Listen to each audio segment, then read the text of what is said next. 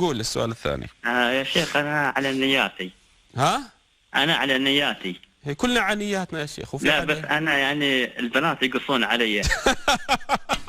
هذه أول مرة حصل. لا الحق ينقال يا شيخ، الحق ينقال. أنت البنات يقصون عليك؟ إيه يقصون علي البنات. المشكلة يا شيخ إن أنا أعزب.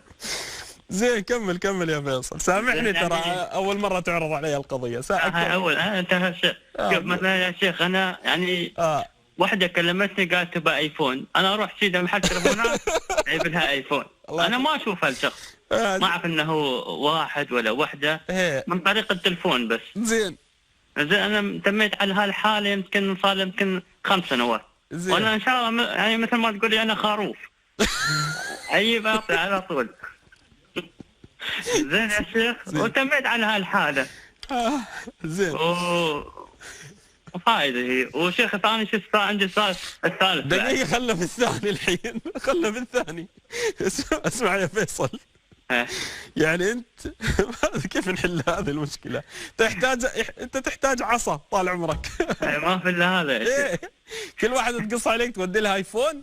ايه انا كنت كذا جالكسي ايفون ايباد.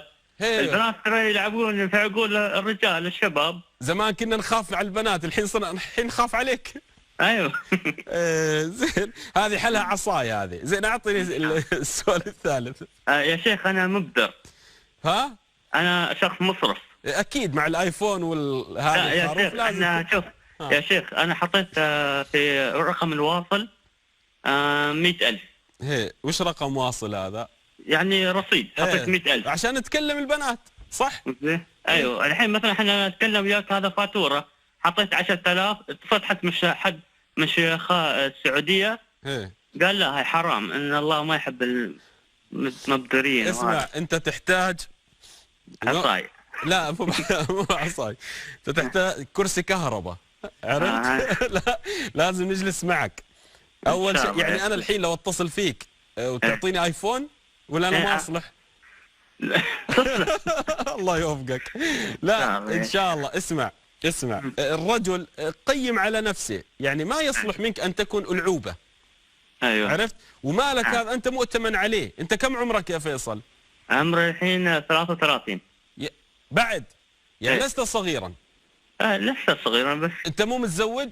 لا مو متزوج. لا لازم تتزوج. وين الوالد والوالدة عنك؟ موجودين بس تعبوا مني يا سيدي. والله انا تعبت منك على المكالمة، تعبت منك. كيف الوالد والوالدة؟ لا ضع رقمك، حط رقمك. هذه المشكلة ما تحتاج برنامج، تحتاج محاضرة. احنا نتصل فيك يا فيصل.